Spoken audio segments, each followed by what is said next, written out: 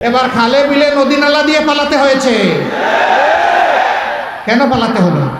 আপনারাই না একমাত্র দেশপ্রেমিক ছিলেন, তো দেশ বাদ দেন, নিজের দলের কর্মীদেরকেও তো একটু সান্ত্বনা দিয়ে পালায়েন ভাই।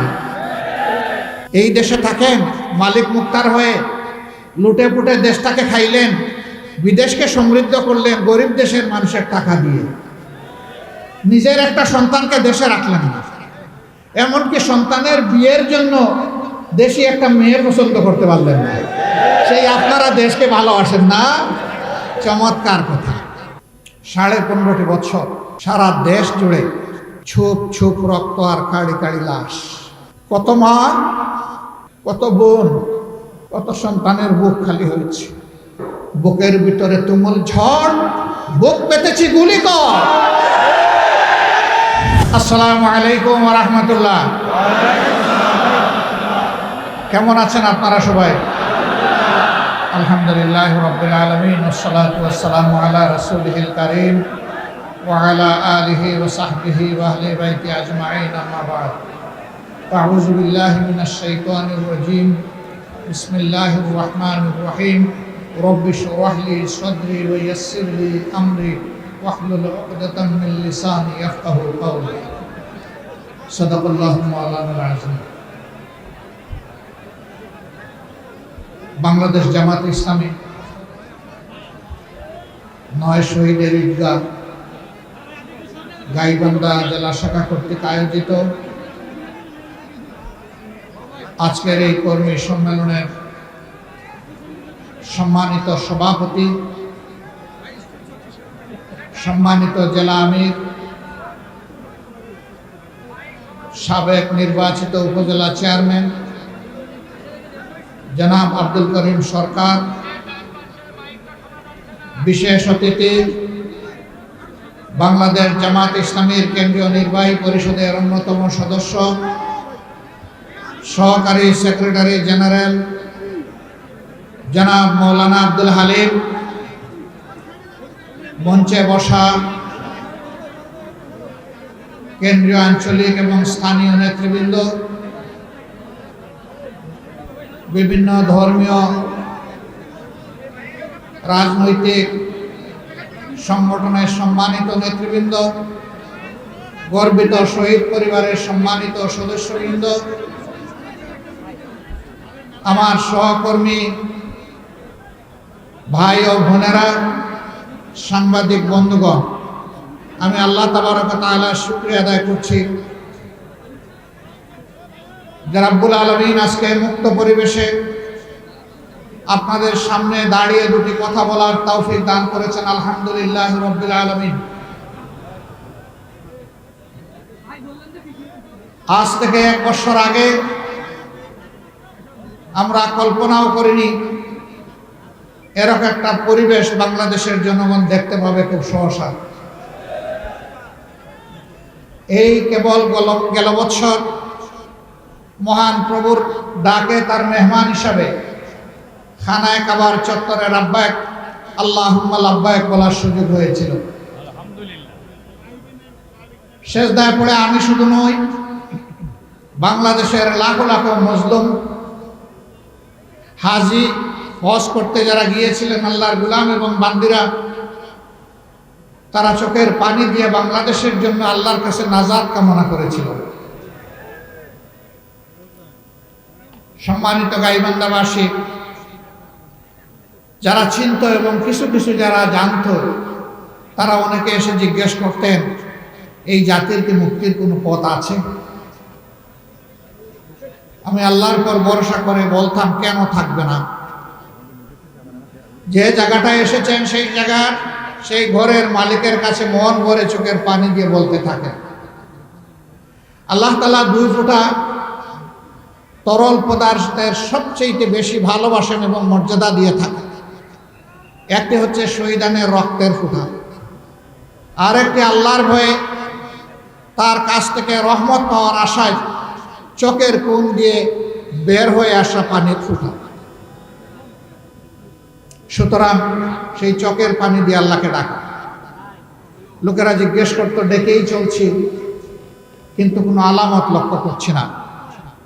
বলতাম হ্যাঁ, আমাদের ক্যালেন্ডার আর আল্লাহ রাব্বুল আলামিনের ক্যালেন্ডার এক নয়। আল্লাহ তাআলা কালামে হাকিমে ঘোষণা করেছেন, তোমাদের 50,000 বছর আমার একদিনের সমান। আবার আল্লাহ এটাও বলেছেন, যারা আল্লাহর পর ভরসা করে সবর করে, আল্লাহ তাদের খবর নেন, আল্লাহ তাদের সঙ্গে থাকেন। আবার আল্লাহ এটাও বলেছেন, তোমরা আমার কাছে সাহায্য চাইতেই থাকো ধৈর্য এবং সালাতের মাধ্যমে। যখন লোকদেরকে এগুলা বলতাম, মুখের দিকে তাকায় মনে হতো আস্থা খুঁজে পাচ্ছে না।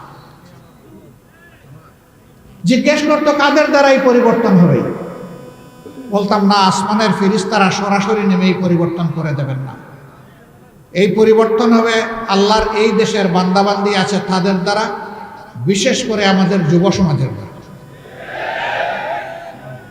জানতাম না যুব সমাজের এই উত্থান তখন ঘটবে। বলতো কোন যুব সমাজ? যেই সময় যুব সমাজ দিন রাত মোবাইল নিয়ে পড়ে থাকে, টিকটক নিয়ে পড়ে থাকে, তারা?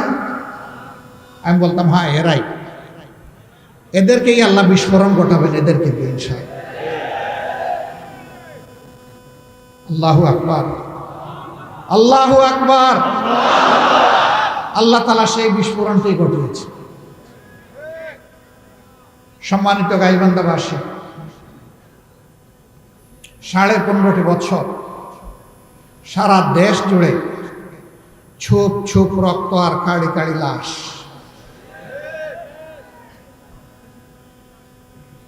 কত মা, কত বোন, কত সন্তানের বুক খালি হয়েছে। শুধু আল্লাহ তাআলাই তার সঠিক খবর রাখেন। কারণ যাদেরকে তুলে নিয়ে ধরে নিয়ে গুম করা হয়েছে, সেই হাজার হাজার বনি আদমের এখনো কোনো খবর পাওয়া যাচ্ছে না। কাজে এই সঠিক সাপটি একমাত্র আল্লাহ তাআলার দরবারে আছে।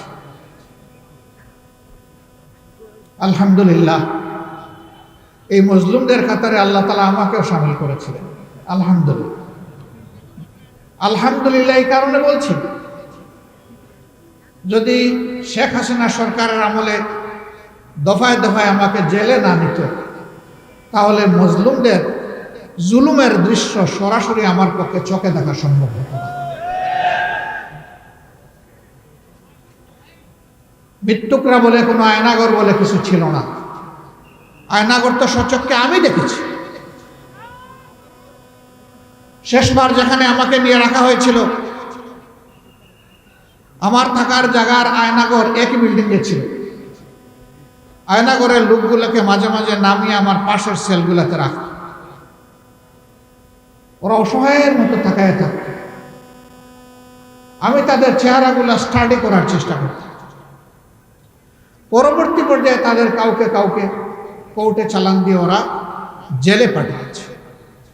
বাংলাদেশের সবচেয়ে নিকৃষ্ট জেল, যেখানে শারীরিক এবং মানসিক সকল ধরনের অত্যাচার করা হয়, যেটাকে বাংলাদেশের মানুষ হাই সিকিউরিটি কারাগার হিসাবে জানে। কাশিমপুরের 4 নম্বর কারাগার। আমাকে ওখানে নিয়েছে। তাদের কারো কারো সাথে যখন দেখা হয়েছে, আমিও সালাম দিয়েছি, তারাও সালাম দিয়েছে। জিজ্ঞেস করেছি, এই চেহারাটা আমি আপনাকে দেখেছি ওই জায়গায়? বলে হ্যাঁ, আপনি আমাকে দেখেছেন। তা আপনি কিভাবে, কখন? বলে আমি ভুলে গেছি কখন কিভাবে আমাকে ধরা হয়েছে। কত বছর আমাকে আমার পরিবার পরিজন দুনিয়া থেকে বিচ্ছিন্ন রাখা হয়েছে, অন্ধকার করে রাখা হয়েছে, আমি বলতে পারবো না। কেউ কেউ বলেছে, প্রহরীদেরকে জেনে যেটা বুঝতে পেরেছি, আমাকে 8 বছর সেখানে রাখা হয়েছে। কিন্তু তাদের কোনো চিহ্ন, হদিস, বর্ণ, তাদের পরিবার, দেশ, সমাজ কেউ জানে না। স্বীকার করা হয়নি তাদেরকে যে এইভাবে গ্রেফতার করে ওখানে রাখা হয়েছে। এদের মধ্য থেকে কাউকে কাউকে দিকে নাটক তৈরি করা হয়েছে। জঙ্গিবাদের নাটক তৈরি করে 8 মাস আগে ধরা লোকটাকে নির্দিষ্ট কোনো ঠিকানায় পাঠিয়ে বলা হয়েছে, গত 1 সপ্তাহ ধরে গোয়েন্দারা গভীর পর্যবেক্ষণে রেখেছেন, নিবিড় পর্যবেক্ষণে রেখেছে। এখানে তারা জঙ্গিবাদে কার্যক্রম চালানোর জন্য জমায়েত হয়েছে। নির্ভুল তথ্যের ভিত্তিতে বাড়ি ঘেরাও করা হয়েছে। এরপরে আমরা লক্ষ্য করেছি সেখানে ফায়ারিং করে এই মানুষগুলাকে শেষ করে দেওয়া হয়েছে। তারা পর্যবেক্ষণ করছে 8 দিন ধরে, আর লোকগুলাকে ঢুকানো হয়েছে মাত্র 1 দিন আগে, অ্যারেস্ট করা হয়েছে 8 বছর আগে। এ ছিল বাংলাদেশের এক অংশের অবস্থা। তারা ক্ষমতায় আসার আগেই তারা ক্ষমতায় আসলে কি করবে সেটা বাংলাদেশের মানুষকে জানিয়ে দিয়েছে, কিন্তু মানুষ ওভাবে বুঝে না। 2006 সালের 28 অক্টোবর লগিবন্ডা ওইটার তাণ্ডব চালিয়ে 54 জন মানুষকে তারা খুন করেছে। রাজধানীর পল্টন ময়দানে 6 জন মানুষকে খুন করে স্পষ্ট দিবালোকে তাদের লাশের উপর দাঁড়িয়ে তারা নাচানাচি করেছে। এই দৃশ্য দেখে সেদিন অনেক মা, অনেক শিশু চিৎকার দিয়ে বেহুশ হয়ে গেছে, যারা টিভির সামনে বসেছে। সারা দুনিয়া ধিক্কার জানিয়েছে। কোথায় মানবতা? এইভাবে কি মানুষ খুন করে তাদের নির্মমভাবে খুন করার পর তাদের দেহের উপর দাঁড়িয়ে নাচা যায়? এরপরে তারা অশান্তি বিশৃঙ্খলা সৃষ্টি করে প্রথম কেয়ারটেকার সরকারকে ব্যর্থ করে দিল। দ্বিতীয় কেয়ারটেকার সরকারটি তাদের পছন্দে গঠিত হলো, যার কারণে তৎকালীন নেত্রী বলেছিলেন এই সরকার আমাদের আন্দোলনের ফসল। এই সরকার এসেছিল 3 মাসের জন্য, গায়ের জোরে চালালো 2 বছর। তখন সংবিধানে কেয়ারটেকারের বিধান ছিল, সরকারের মেয়াদ ছিল 3 মাস। এর ভিতরে একটা নির্বাচন দিয়ে সরকার চলে যাবে, নির্বাচিত জনপ্রতিনিধিদের হাতে ক্ষমতা তুলে দেবে। তারা চালালেন 2 বছর। খায়েশ জাগলো তারা রাজনীতি করবেন, দল গঠন করবেন, দেশ শাসন করবেন। সেনাপ্রধান সোনার বাংলার সোনারগাঁও হোটেলের বলরুমে ইন্টেলেকচুয়াল একটা কনফারেন্স আহ্বান করলেন। সেখানে তিনি নতুন বাংলাদেশের নতুন গণতন্ত্র উপস্থাপন করলেন। তার এই পচা মাল কেউ খায় নাই। পরে বুঝতে পারলেন তারা দুর্নীতির বিরুদ্ধে জিহাদ করার ঘোষণা দিয়ে এসে দুর্নীতিতে যেভাবে ডুবে গিয়েছেন, জনগণ তাদেরকে আর ক্ষমা করবে না। এই জন্য ক্ষমতা থেকে পালানোর জন্য সেফ এক্সিট, নিরাপদ প্রস্থান তারা খুঁজতে থাকলেন। তারা বিভিন্ন জায়গায় নেতা নেত্রীদের কাছে ধর্ণা দিলেন। কেবলমাত্র একজন নেত্রী বললেন, তোমরা 2 বছর কি করেছো এই প্রশ্ন আমি তুলব না, শুধু আমাকে ক্ষমতায় বসাইয়া দেওয়ার ব্যবস্থা করো। তার সাথে বোঝাপড়া হলো, পাকাপোক্ত বোঝাপড়ার মাধ্যমে তাকেই ক্ষমতায় আনা হলো। হ্যাঁ, তিনি এই সমস্ত দেশদ্রোহীদেরকে পরবর্তী পর্যায়ে নিরাপদে দেশ ছাড়া পালিয়ে যাওয়ার তৌফিক দিয়েছিলেন, সুযোগ করে দিয়েছিলেন। তারা কেউ এখন দেশে নাই, এই সাহস নাই তাদের দেশে থাকে। তারা 2008 সালের 29শে ডিসেম্বর নির্বাচন হওয়ার পরে 2009 সালের 7 জানুয়ারি আওয়ামী লীগ সরকার গঠন করার আগেই দেশ ছেড়ে পালিয়ে গিয়েছে। মহিন সাহেব নাই, ফখর সাহেব নাই। সম্মানিত ভাইরা, দেশের মানুষকে যারা জুলুম অত্যাচার করে, মানুষ তাদেরকে ঘৃণা করে। অতএব তাদের ক্ষমতা যখন শেষ হয়ে যায়, তখন ঘৃণার আগুনে জ্বলার ভয়েই তারা দেশ ছেড়ে পালায়।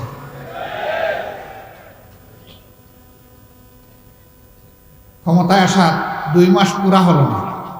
25 এবং 26শে ফেব্রুয়ারি ঢাকার পিলখানায় আমাদের সেনাবাহিনীর 57 জন চৌকস দেশপ্রেমিক কমিটেড সেনা অফিসারকে তারা খুন করল, পরিবারের সদস্যদেরকেও খুন করে, নির্মমভাবে তাদের লাশগুলা খুন করে ব্রেনের পানিতে ভাসিয়ে। সন্ধ্যার পরে আলো নিভিয়ে খুনিদেরকে নিরাপদে পালিয়ে যাওয়ার সুযোগ সৃষ্টি করে দেওয়া হয়। কিন্তু ব্লেম শুরু হয়ে গেল বিরোধী দলের উপর। এই ঘটনাকে কেন্দ্র করে 2টা তদন্ত কমিটি গঠন করা হয়েছিল। একটা তদন্ত কমিটির রিপোর্টও আলোর মুখ দেখে নাই। কেন দেখে নাই? দেখে না এই কারণে যে ওই তদন্ত কমিটির রিপোর্টে বের হয়ে যাবে ঠাকুর করে তুমি কে কলা চোর বলবে, আমি কলা চুরি করি না, খাই না। এই দুষ্কর্ম করেছিল তৎকালীন সরকার, এই জন্য তাদের দিকে তীর পড়বে এই ভয়ে তারা কিন্তু রিপোর্টগুলো পেশ করেনি, জনগণকে জানতে দেয় নাই। ইতিমধ্যে বিডিআর ধ্বংস হয়ে গেল, নামটা নিশ্চিহ্ন হয়ে গেল, একটা গর্বের বাহিনী। তাদের ড্রেস পরিবর্তন হলো, নামও পরিবর্তন। আগে নাম ছিল বিডিআর, এই নামের মধ্যে একটা শৌর্যবীর্য ছিল, এখন বলেছে বিজিবি, নামটা হচ্ছে সীমান্তের চৌকিদার। এইভাবে বাহিনীটাকে ধ্বংস করা হয়েছে। 17,500 লোককে তারা জেলে নিয়েছে বিডিআর, তাদের সকলের চাকরি গিয়েছে, 400-র কাছাকাছি লোক জেলের ভিতরে মারা গিয়েছে, বহু লোক বিনা বিচারে এখনো ধুকে ধুকে মৃত্যুর প্রহর করছে, আর কিছু লোক বের হয়ে এসেছে। একই সাথে দুইটা বাহিনীকে ক্ষতিগ্রস্ত করা হয়েছে। সেনাবাহিনীর কোমরে আঘাত দিয়ে সেনাবাহিনীকে ক্ষতিগ্রস্ত করা হয়েছে, বিডিআরকে ধ্বংস করা হয়েছে। কেন? এই দুইটি বাহিনী ছিল দেশপ্রেমিক বাহিনী। এরপরের বছরেই তারা আঘাত দিয়েছে জামাত ইসলামের। কেন জামাত ইসলামকে বেছে নিল? জামাত ইসলামী বাংলাদেশের স্বাধীনতার পর থেকে এদেশের পরীক্ষিত একটা দেশপ্রেমিক শক্তি। দেশের স্বার্থ কারো কাছে বিক্রি দিতে কখনো মিনমিন করে নাই, নীরবতা পালন করে নাই, বরঞ্চ সোচ্চার হয়ে বাগের গর্জন করেছে যে আমার দেশের স্বাধীনতা, আমার দেশের স্বার্থ কারো কাছে বিক্রি করব না। এই জন্যেই এত খুব সেই নেতৃবৃন্দকে দুনিয়া থেকে বিদায় করা, তাদের সহকর্মীদেরকে খুন করা, তাদের সবগুলো অফিস সিলগালা করে রাখা, তাদের লোগো কেড়ে নেওয়া, তাদের নিবন্ধন বাতিল করা এবং শাসনের শেষ হওয়ার 4 দিন আগে দিশাহারা হয়ে এই দলটাকে নিষিদ্ধ ঘোষণা করা। তারা সব করেছে। তারা আমাদের 100,000 কর্মীকে খুন করেছেন, হাজার হাজার কর্মীকে তারা পঙ্গু বানিয়েছেন, অসংখ্য কর্মীকে গুম করেছেন। তারা নারীকে খুন করেছেন, তারা পুরুষদেরকে খুন করেছেন, তারা শিশুদেরকে খুন করেছে, তারা বৃদ্ধদেরকে খুন করেছে। এরপরে আরেকটি শক্তিকে তারা বেছে নিল, এই দেশের ধর্মপ্রাণ মুসলমানদের একটা ঐক্যবদ্ধ প্ল্যাটফর্ম হেফাজতে ইসলাম। তাদের কোনো রাজনৈতিক কর্মসূচি নাই, তারা দেশের স্বার্থে দিনের স্বার্থে কথা বলে। এইটুকু সরকার সহ্য করতে নারাজ ছিল। এই জন্যে 13 সালের 5 মে আমরা তখন জেল থেকে আমরা এই দৃশ্য দেখেছি। শান্তিপূর্ণভাবে এই লোকগুলো এসেছিল, নিজেরা পরিকল্পিতভাবে অশান্তি সৃষ্টি করে তাদের উপর ক্র্যাকডাউনের প্লট তৈরি করলো। কতগুলা লোককে যে হত্যা করলো আল্লাহ ছাড়া কেউ জানে, কারণ লাশগুলা তুলে নিয়ে কোথায় গায়েব করেছে কেউ জানে। কিন্তু একজন প্রধানমন্ত্রী মা ছিল, বৈধ অবৈধ যেভাবে হোক তিনি নির্বাচিত হয়ে ক্ষমতায় ছিলেন। তিনি শেষ পর্যন্ত উপহাস করে, এই জীবন এই রক্তের প্রতি উপহাস করে বললেন, শাপলা চত্বরে কোনো রক্ত ঝরে নাই, ওইগুলা ছিল রং ছিটা। মানবতার প্রতি কত বড় অপমান, কত বড় উপহাস। তার আরেক মন্ত্রী, একসময় তিনি কৃষিমন্ত্রী ছিলেন, খাদ্যমন্ত্রীও ছিলেন, ডক্টর আব্দুল রাজ্জাক সাহেব, তিনি বললেন এবারকার ছাত্রদেরকে হুঁশিয়ারি উচ্চারণ করে এই 24-এ বলেছিলেন, বাড়াবাড়ি করবা না, বাড়াবাড়ি করলে শাপলা চত্বরের ভাগ্য বরণ করতে হবে। রাত 12টার পর সব কিছু আমরা সাফ করে দিয়েছি। এরকম উপহাস করে উনি বলে নাই? তিনি আত্মস্বীকৃত খুনি, তিনি স্বীকার করলেন তিনি মানুষ খুন করেছিলেন, তার দল তার নেত্রী মানুষ খুন করেছিল। কি অপরাধ ছিল এই সমস্ত আলিম উলামা, কোরআন এবং হাদিসের উস্তাদদের, এই সমস্ত হুফাজে কেরামদের, এই সমস্ত আইতামদের কি অপরাধটা তাদের ছিল? তারা শুধু ন্যায় এবং সত্যের পক্ষে দাঁড়িয়ে আওয়াজ তুলেছিল, অন্যায় এবং অসত্যের বিনাশ চাই, সত্য এবং ন্যায়ের বিকাশ চাই। আর তো তারা কিছু বলেনি। এটা তারা তো বলেনি যে তোমাদের গদি আমাদেরকে দিয়ে দাও, কিন্তু না, তাদেরকে সহ্য করা হলো না।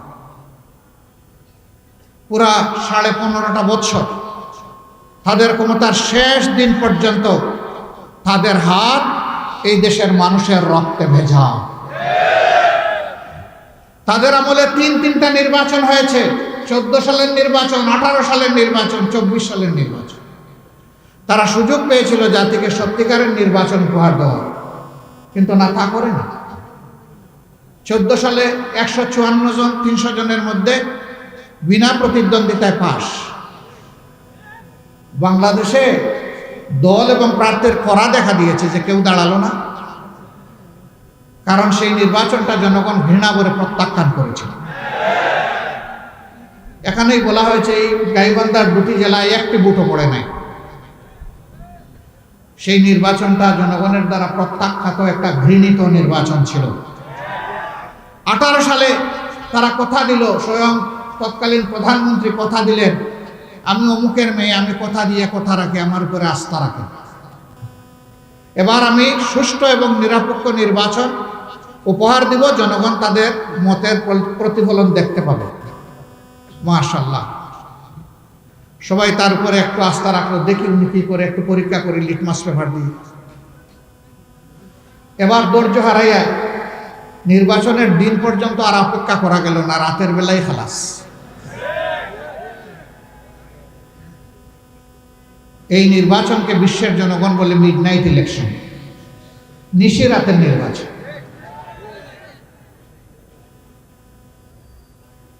আমিও আমাদের দলের পক্ষ থেকে একটা জায়গায় একজন প্রার্থী ছিলাম,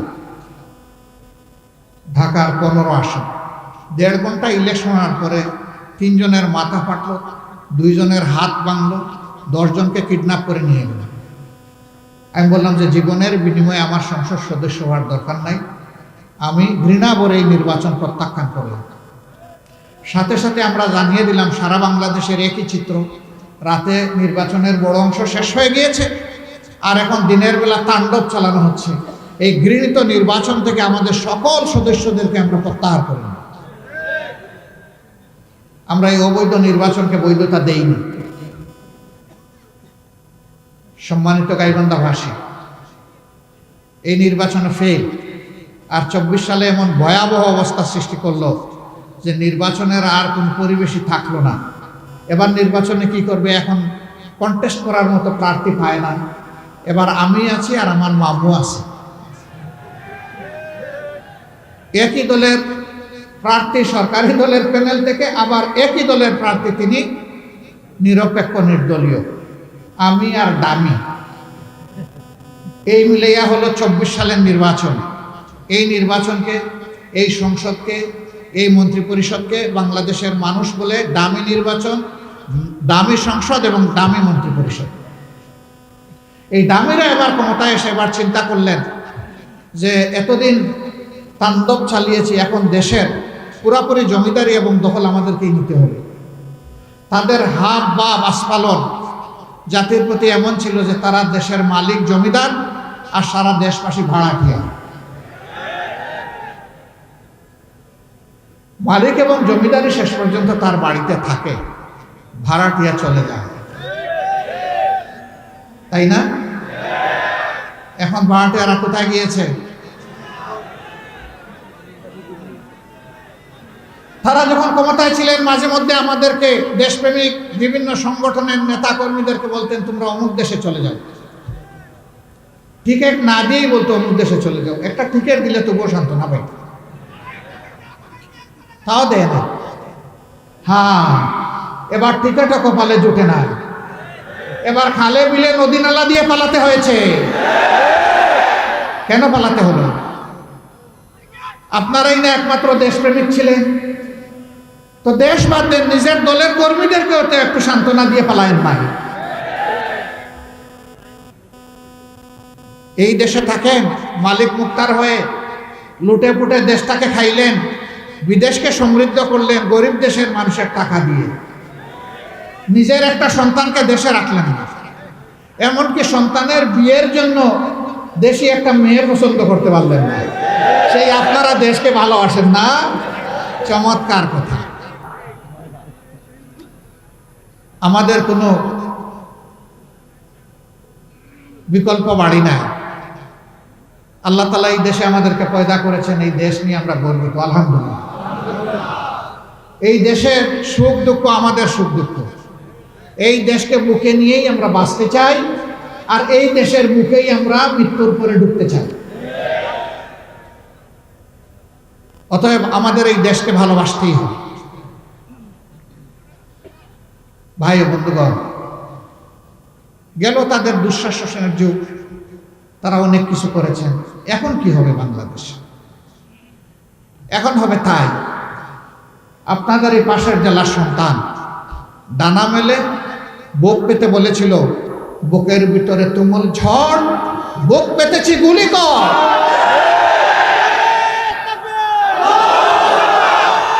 এরা স্লোগান দিয়েছিল, আবু সাইদরা স্লোগান দিয়েছিল, উই ওয়ান্ট জাস্টিস। আমরা একটা বৈষম্যহীন সমাজ চাই, আমরা একটা মানবিক সমাজ চাই, আমরা একটা গর্বের বাংলাদেশ চাই, আমরা একটা অহংকারের বাংলাদেশ চাই। এই বাংলাদেশ গড়া হবে শহীদদের রক্তের প্রতি সম্মান দেখানোর বাস্তব নমুনা, ইনশাআল্লাহ।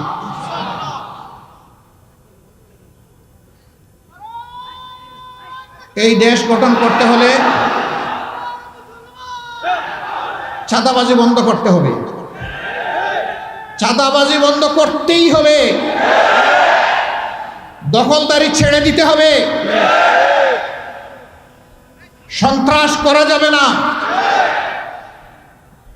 দুর্বলের উপরে সবলের অত্যাচার চলতে দেওয়া হবে না। অফিস আদালত, মিল, ফ্যাক্টরি, ইন্ডাস্ট্রি, কোর্ট কাছারি সব জায়গা থেকে ঘুষ নির্মূল করতে হবে, বৈষম্য দূর করতে হবে। মালিক তার বিনিয়োগের মূল্য পাবে, শ্রমিক তার ঘামের মূল্য ঠিকমতো পাবে, কৃষক মাঠে ফসল ফলাবে, সে যেন তার উৎপাদিত ফসলের সত্যিকারের মূল্য পায়। আবার যে মজুর মাঠে কাজ করবে সেও যেন তার ঘামের মূল্য পায়। এইভাবে দেশের উপর সমতা এবং সাম্য কায়েম করতে হবে। প্রিয় ভাইরা, তো সমতা হলো কোথায়? গোপালগঞ্জ বাংলাদেশের একটা জেলা, আর এই গাইবান্ধাও একটা জেলা। গাইবান্ধায় কি বিশ্ববিদ্যালয় আছে? মেডিকেল কলেজ আছে? কারিগরি মহাবিদ্যালয় আছে? কিছুই নেই। এগ্রিকালচার ইউনিভার্সিটি আছে? নাই। গোপালগঞ্জে কিন্তু আছে। গোপালগঞ্জে থাকুক, আমাদের কোনো সমস্যা নাই, এটাও বাংলাদেশের একটা জেলা। কিন্তু গাইবান্ধায় থাকবে না কেন? গাইবান্ধা কি বাংলাদেশের অংশ নয়? গাইবান্ধার মানুষের কি মুক্তিযুদ্ধ এবং এই 24-এর স্বাধীনতা সংগ্রামে কি কোনো অংশগ্রহণ নেই? গাইবান্ধার জনগণ কি দেশের উন্নয়নে অবদান রাখে না? যদি তাই হয়ে থাকে তাহলে এই বৈষম্যের অবশ্যই আমরা অবসান চাই, স্পষ্টভাবে দাবি করি। আমাকে গাইবান্ধার কেউ কথা বলে নাই। আমি আমার বিবেক থেকে কালকে ছাত্রদের নিয়ে বসেছিলাম, ওদেরকে জিজ্ঞেস করেছি রাত্রে 12টার দিকে, তোমরা বলো এখানে কি কি প্রতিষ্ঠান আছে। তারা যে প্রতিষ্ঠানের তালিকা আমাকে শোনালো, এই তালিকায় আমি যে কথাগুলো বললাম সেগুলো নেই। আমি নিশ্চিত হয়ে গেলাম এখানে এই প্রতিষ্ঠানগুলো নেই। আমি দাবি করছি এই সরকারের কাছে, এক থেকে যদি আর একটি উচ্চশিক্ষার প্রতিষ্ঠান গড়ে তোলার জন্য আপনারা পদক্ষেপ নেন, গাইবান্ধা যেন তার থেকে বঞ্চিত না হয়। যে কোনো একটা দিয়ে কমপক্ষে আপনারা শুরু করেন। অনেক জেলায় এখন এই প্রতিষ্ঠানগুলো হয়ে গেছে। তাহলে কি রাগটা এই জায়গায় যে গাইবান্ধার মানুষ একটু কোরআনকে ভালোবাসে?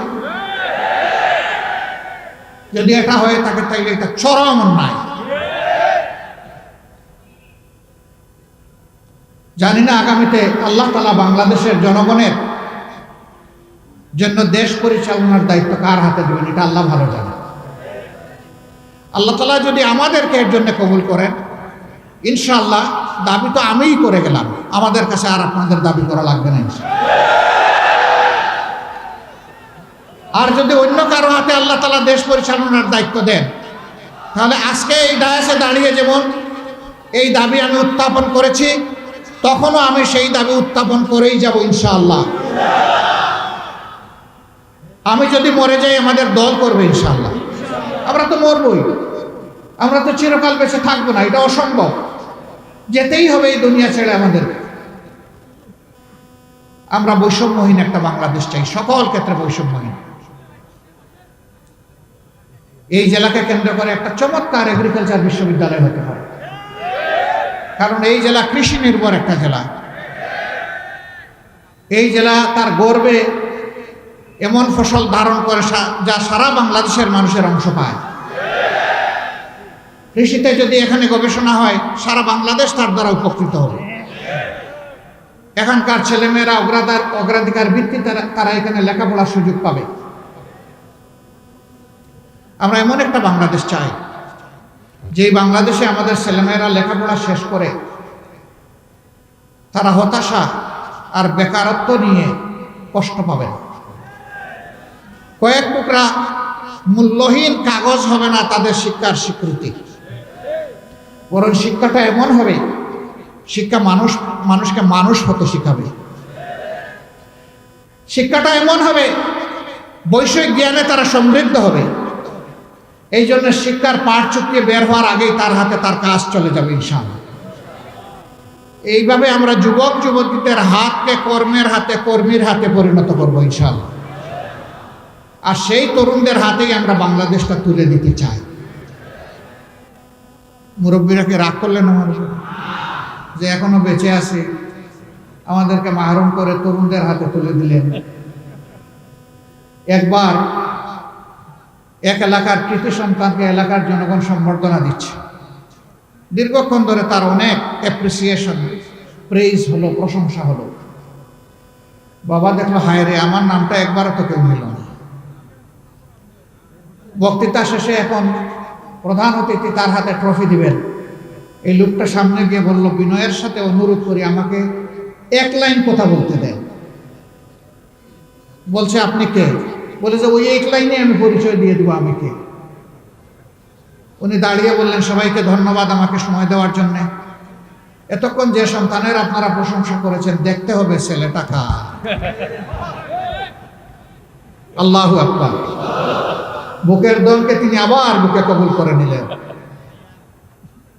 বাপ সেই বাপই সার্থক বাপ, যেই বাপ তার ছেলের উন্নয়নে খুশি হয়, প্রশান্তি লাভ করে, গর্ব অনুভব করে, সেই সঠিক বাবা। তাহলে আমাদের তরুণদের হাতে যদি আমরা দেশটা তুলে দেই, তাহলে কি আমরা সেই বাবা হতে পারবো না? অবশ্যই হতে পারবো। 2 নম্বর আরেকটা সান্ত্বনার জায়গা আছে। 25 বছরের একজন যুবকও কিন্তু বুড়ো হতে পারে,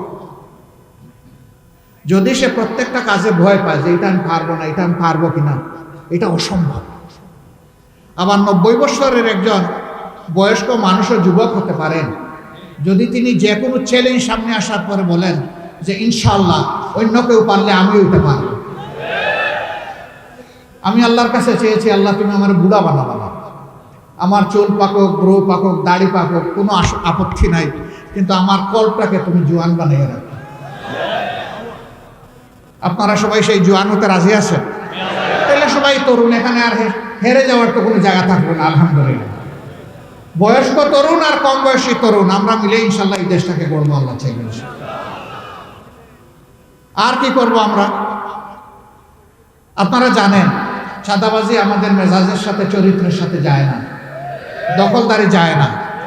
আল্লাহ তাআলা যদি এই দেশের দায়িত্ব আমাদেরকে দেন, এই 2 ঘৃণিত জিনিস আমরা বন্ধ করে দেব। তবে হ্যাঁ, একজন নাগরিক, তিনি কৃষক, তিনি মুটে মাঝি মজুর, তিনি অফিসের একজন কর্মচারী কিংবা রাষ্ট্রের একজন কর্মকর্তা, যে পর্যায়ে তিনি হন, তিনি যাতে তার মর্যাদা অনুযায়ী সমাজে সম্মানের সাথে বসবাস করতে পারেন, অবশ্যই তার জন্য সেই ব্যবস্থা নিশ্চিত করতে হবে। এটা রাষ্ট্রের দায়িত্ব। একজন মানুষের কত লাগে? হাউ মাচ এই নিড? এ পেটে কত কিছু ঢুকাতে হবে, আমার ঢুকাতে পারে না। যে বস্তা বস্তা টাকা ব্যাংকে রাখার সাহস করে না, কারণ ধরা পড়ে যাবে যে এই টাকা পেলা কোথায়। বিদেশে চুরি করে কিছু পান, আর কিছু নিজের কাছে গর্তের মধ্যে রেখে দেয়। কিন্তু যখন বিপদ আসে তখন সেই টাকায় কখনো আগুন দেয়, আর কখন সমুদ্রে অথবা নদীতে নিয়ে ফেলে দেয়, কপালে জুটে না। অবশ্য এইরকম দুর্বৃত্ত যারা, তাদের চাইতে তাদের শ্বশুর বাড়ি সবসময় থাকে ধনী। শালীর নামে, শালার নামে, শাশুড়ির নামে, অমুকের নামে, শালার বউর নামে, তমুকের নামে, সবগুলার নামে সম্পদ করে। এরপরে তার বিপদ যখন আসে বলে, দুলাভাই যে কায়দাই করুন না কেন, এখন কিন্তু সম্পদ আমাদের, এখন আর আপনার না। কাজে এই দুলাভাইয়ের কপালে ওই হারাম সম্পদ জুটেও না। আমরা ওই হারাম সম্পদ নয়, বরঞ্চ হালাল সমৃদ্ধ সম্পদ দিয়ে দেশের মানুষ যাতে সম্মানের সাথে বসবাস করতে পারে, সেই রকম একটা সোসাইটি ইনশাল্লাহ আমরা দুনিয়ার বুকে উপহার দিতে চাই। বিচার, মানুষের দুনিয়ায় দুইটা শেষ ঠিকানা ধরে নেওয়া হয়। মৃত্যুর আগে অসুস্থ হলে হাসপাতাল, আর নির্যাতিত হলে আদালত। দুই জায়গায় মানুষ এখন শান্তি পায় না। আমি একজন চিকিৎসক হয়ে আমি লজ্জার সাথে বলছি, দুই জায়গায় শান্তি পায় না। কারণ আমরা মানবতা শিখাইনি তো। যারা শিক্ষিত হয়েছে তারা ধরে নিয়েছে তার বাবা আর তার কৃতিত্ব হচ্ছে তার এই শিক্ষা, বাবার অর্থ আর তার মেধা। সে ভুলে গিয়েছে আজকে এই মেধাবী, এই মেধার বিকাশ ঘটার পিছনে এই দেশের একজন ভিক্ষুক ভাই কিংবা বোনের অবদান রয়েছে। সারাদিন দাঁড়ে দাঁড়ে হাত পেতে পেতে জনে জনে যেটুকু ভিক্ষা পায়, সন্ধ্যার সময় তারও পেট আছে, তারও পিঠ আছে, কিনতে যায় দোকানের মধ্যে। আপনাকে যেমন ভেট দিতে হয়, তাকেও তেমন ভেট দিতে হয়। সেই ট্যাক্সের টাকা আলাদা করে রাখা হয় না, রাষ্ট্রের ট্রেজারিতে একাকার হয়ে যায়। তুমি যে প্রাইমারি স্কুলে পড়েছো, আমি যে প্রাইমারি স্কুলে পড়েছি, এই যে হাই স্কুল, এই যে সরকারি দেওয়া বিল্ডিংগুলা, তার প্রত্যেকটি ইট, বালি, নুড়ি, এই সব কিছু পানির সাথে, শ্রমিকের হাতের সাথে ওই ভিক্ষুকের ট্যাক্সের টাকাও লেগে আছে। সুতরাং তুমি দায়বদ্ধ এদেশের প্রত্যেকটি মানুষের কাছে। এই অনুভূতি যদি জাগত, তাহলে মানুষ শিক্ষিত হয়ে ডাকাতি করতে না। শিক্ষিত মানুষের হাত ডাকাতের হাতে পরিণত হতো না। একজন ডাকাত খুব বেশি সম্পদ ডাকাতি করতে পারে না, কিন্তু একজন শিক্ষিত ডাকাত কলমের কুচায় বিলিয়ন ডলার ডাকাতি করতে পারে।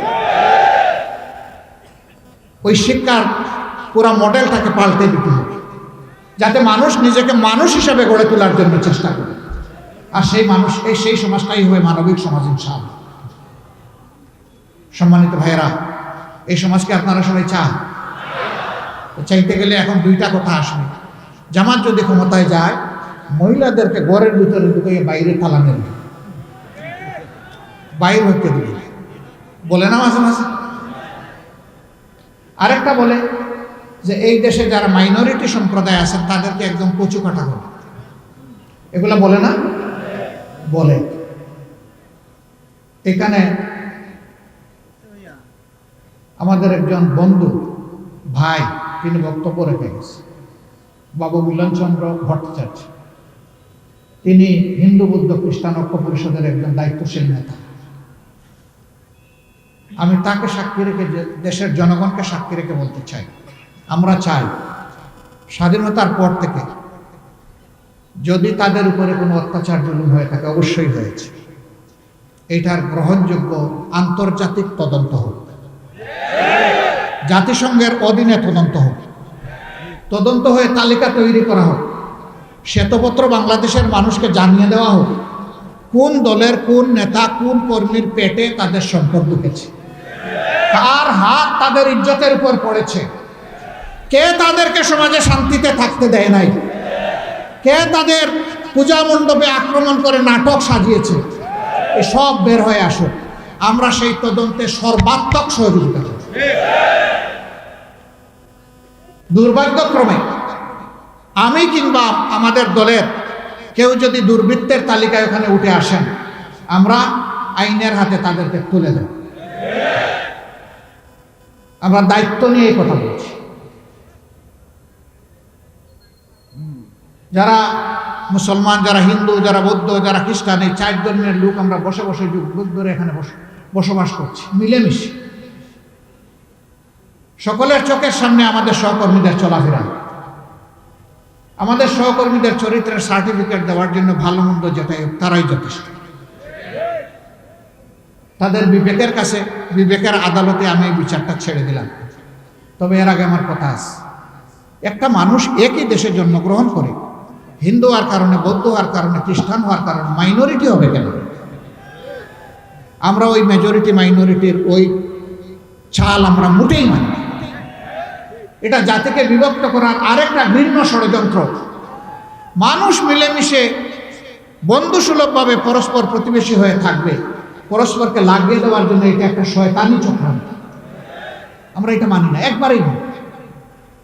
আমরা বলেছি এই দেশে যারাই জন্মগ্রহণ করবে ধর্মের ভিত্তিতে তার কোনো বিভাজন আমরা মানি না। সকলেই দেশের গর্বিত নাগরিক, অধিকার সকলেরই সমান। যদি মসজিদ পাহারা দেওয়ার প্রয়োজন না হয় তাহলে মন্দিরও পাহারা দেওয়ার প্রয়োজন হবে না ইনশাআল্লাহ। সকলে তার নিজের জায়গা থেকে নিরাপত্তা পাবে।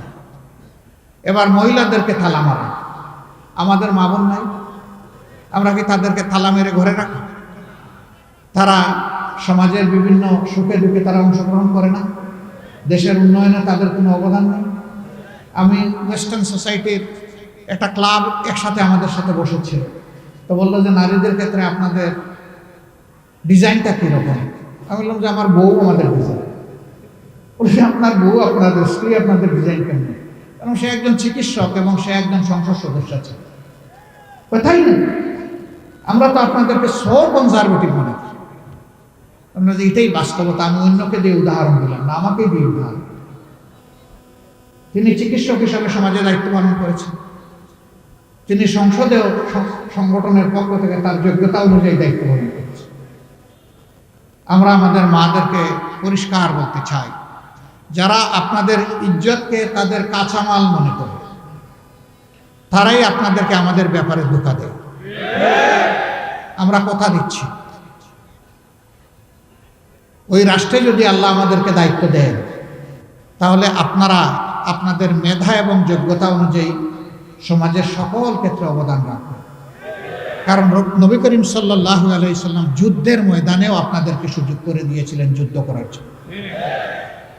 এর চাইতে বড় ঝুঁকিপূর্ণ কাজ আর মানব জীবনে কিছুই।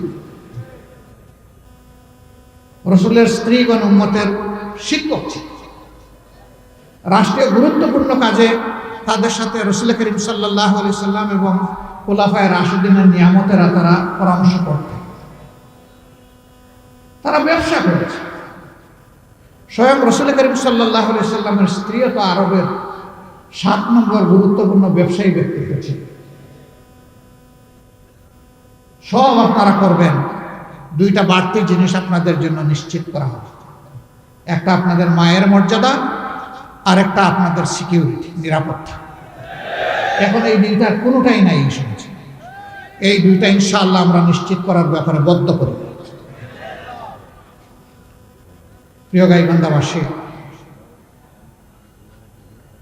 চাঁদাবাজ, দখলদার, দুর্নীতিমুক্ত, প্রহসন মুক্ত, জুলুম এবং ফ্যাসিজম মুক্ত একটি বাংলাদেশকে আপনারা সবাই চান? সাম্যের বাংলাদেশ চান?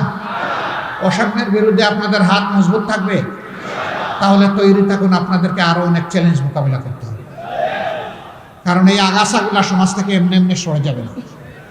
ওদেরকে সরাতে হলে অনেক জায়গায় আপনাদেরকে ত্যাগ স্বীকার করতে হবে। সেই ত্যাগ স্বীকার আপনারা পারবেন?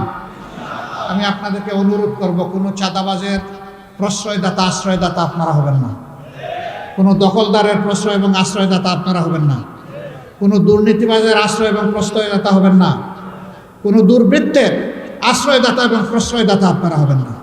বরঞ্চ আপনারা সমস্ত মানুষকে সম্মানের সাথে বুকে ধারণ করবেন। তার দলও দেখবেন না, তার মতও দেখবেন না। যদি মানুষটা সে নিরীহ হয়, যদি মানুষটা সে সভ্য হয়, যদি মানুষটা এই দেশকে ভালোবাসে, সেই মানুষগুলাকে বুকে ধারণ করতে হবে ইনশাআল্লাহ। আমরা প্রত্যেকটা মানুষকে মানুষের জায়গায় সম্মান দিই। তবে আমি স্বীকার করছি, আমরা ভুলের ঊর্ধ্বে নই, আমরাও মানুষ, ভুল ত্রুটি আমাদের হতেই পারে। এই জন্য আপনারা খেয়াল রাখবেন যে নিজেদের ভুলের ব্যাপারে আমরা যেন সতর্ক থাকি। কেউ ধরে দিলে সাথে সাথে যেন সংশোধন করি, গোয়ার তুমি যেন না।